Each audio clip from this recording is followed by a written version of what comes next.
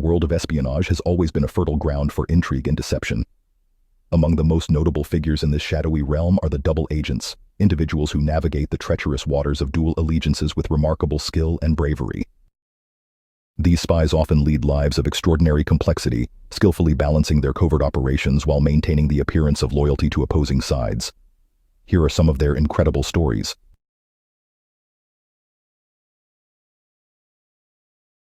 Eddie Chapman stands as one of the most infamous double agents in the annals of espionage. Born in England, Chapman's early life was marked by a series of criminal activities, primarily involving large safe-cracking. This eventually drew the attention of German intelligence, as his criminal prowess made him an ideal candidate for espionage, seeing potential in his skills. Parachuted into England with a perilous mission, Chapman was tasked with sabotaging the de Havilland aircraft factory, a critical component of the British war effort.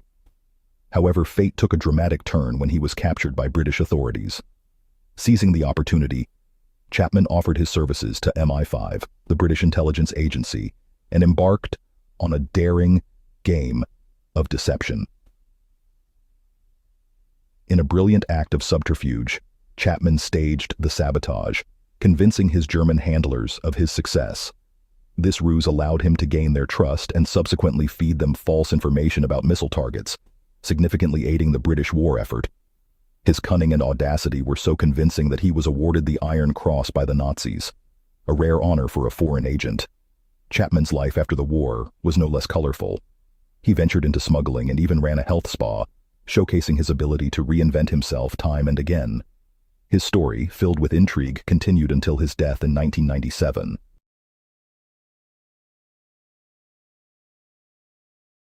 William Seabold's journey into the world of espionage is a tale of coercion, bravery, and strategic brilliance. Born Gottlieb Adolf Wilhelm Seabold on March 10, 1899 in Germany, he served in the German army during World War I. After the war, he emigrated to the United States, becoming a naturalized citizen and working as an engineer. His life took a dramatic turn in 1939 when he returned to Germany to visit his ailing mother. There, he was approached by high-ranking Nazi officials who coerced him into becoming a spy, threatening harm to his family if he refused. Seabold's espionage training was thorough and intense. He learned Morse code, shortwave radio operations, encoding and decoding messages, and the use of disguises. Despite the pressure, his loyalty to the United States remained unwavering. Before leaving Germany, he informed the American consul general in Cologne of his predicament, setting the stage for his role as a double agent. Upon his return to America, Seabold contacted the FBI and agreed to work as a counter-spy. The FBI set up a shortwave radio station in New York, which Seabold used to communicate with his German handlers. For nearly 2 years, he relayed carefully crafted misinformation, while also gathering critical intelligence on the Nazi spy network. His efforts culminated in the dismantling of the Duquesne spy ring, one of the largest espionage cases in U.S. history. The ring, led by Frederick Joubert Duquesne, had infiltrated various sectors of American society, including manufacturing plants and military installations.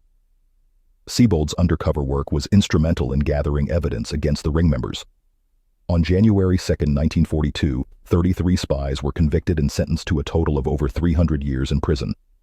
This operation was a significant victory for American counterintelligence and showcased the FBI's growing expertise in espionage.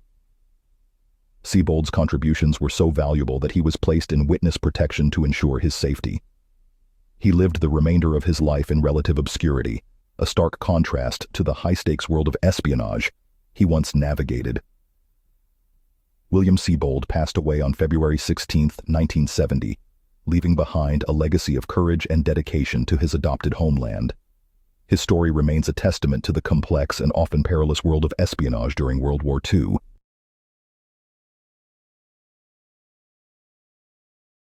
Juan Puol Garcia, known by his codename Garbo, is one of the most fascinating figures in the history of espionage. Born on February 14, 1912, in Barcelona, Spain, Garcia's early life was marked by a profound disdain for totalitarian regimes, a sentiment that would shape his future endeavors. During the Spanish Civil War, he developed a deep-seated loathing for both Francisco Franco's fascism and Adolf Hitler's Nazism, which motivated him to take extraordinary risks for the Allied cause during World War II. Initially, Garcia's attempts to offer his services to the British were met with skepticism and rejection.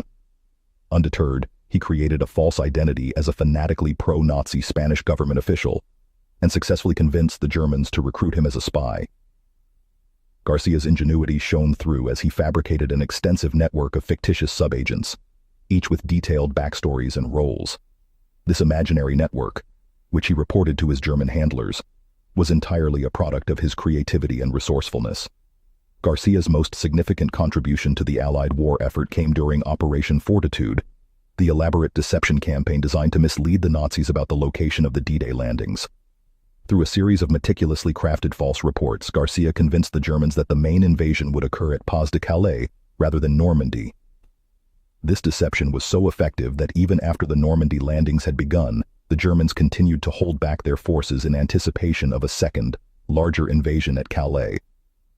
Garcia's efforts were instrumental in ensuring the success of the D-Day operations, saving countless Allied lives and hastening the end of the war. After the war, Garcia's life took another dramatic turn. Fearing retribution from surviving Nazi sympathizers, he faked his own death and relocated to Venezuela, where he lived under an assumed identity. For decades, he remained hidden from the world, his contributions to the war effort largely forgotten. It wasn't until 1984 that he was rediscovered by a British journalist who brought his remarkable story back into the public eye. In recognition of his invaluable service, Garcia was honored at Buckingham Palace, where he received accolades for his bravery and ingenuity. He passed away on October 10, 1988, leaving behind a legacy as one of the most successful and imaginative double agents in history.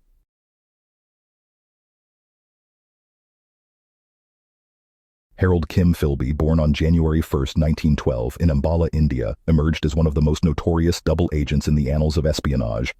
His early life was marked by privilege and education, attending prestigious institutions such as Westminster and Trinity College. It was during his time at Cambridge that Filby was recruited by Soviet intelligence, a decision that would have far-reaching consequences for Western intelligence operations. Filby's career in British intelligence began in the 1930s, and he quickly ascended the ranks of MI6, the British Secret Intelligence Service. His charm, intellect, and apparent dedication to the British cause earned him significant trust and responsibility. However, behind this facade, Filby was a dedicated Soviet agent, passing critical information to the NKVD, and later the KGB, throughout World War II and into the early years of the Cold War. One of Filby's most significant betrayals occurred during World War II, when he was responsible for counterintelligence operations against the Soviet Union. This position allowed him to protect his fellow Soviet spies and provide the KGB with invaluable information about British and Allied operations. His actions compromised numerous missions and led to the deaths of countless agents. Filby's treachery continued into the Cold War, where he played a pivotal role in the infamous spy clan known as the Cambridge Five. This group of British double agents, which included Guy Burgess, Donald Maclean, Anthony Blunt, and John Cairncross, infiltrated the highest levels of British intelligence and passed a wealth of secrets to the Soviets. Filby's position within MI6 allowed him to shield his fellow spies and ensure the flow of information to Moscow remained uninterrupted. The extent of Filby's betrayal was not fully uncovered until 1963, when suspicions and mounting evidence forced him to flee to Moscow. His defection was a significant blow to British intelligence and a propaganda victory for the Soviet Union. In Moscow, Filby was celebrated as a hero by the KGB, receiving numerous honors and living a relatively comfortable life.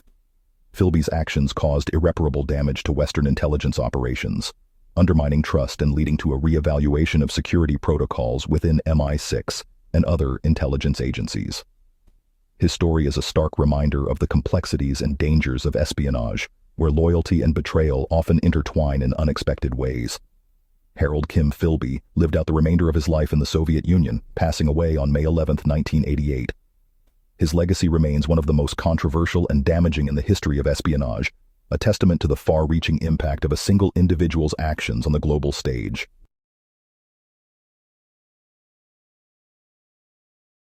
Dennis Martin Donaldson, born in 1950 in Belfast, Northern Ireland, was a prominent figure within the Irish Republican movement. Growing up in the Short Strand, a Catholic enclave in predominantly loyalist East Belfast, Donaldson was drawn to republicanism from a young age.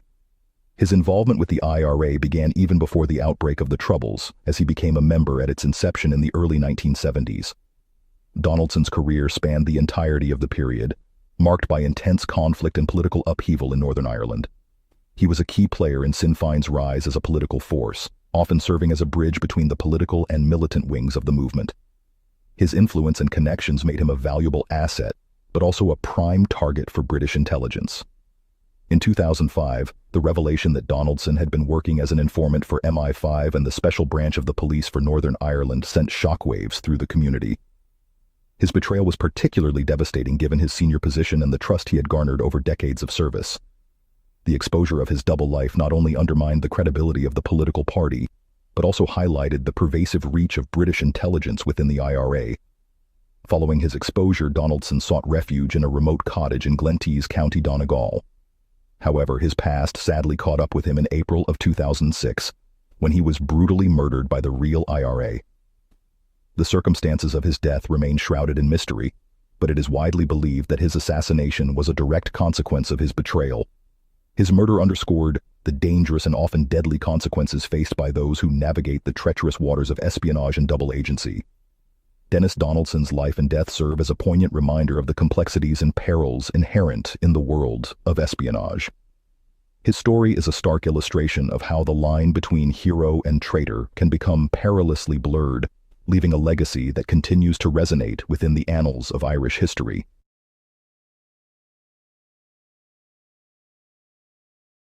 The legacy of double agents is one of profound and lasting influence on the world of espionage, intelligence, and global politics. Their actions have shaped the strategies and outcomes of intelligence operations, driven the continuous innovation of counterintelligence measures, and altered the course of political events. The stories of these enigmatic figures, marked by bravery, deceit, and divided loyalties, offer a compelling glimpse into the human side of espionage and underscore the intricate dance of trust and betrayal that defines this shadowy realm.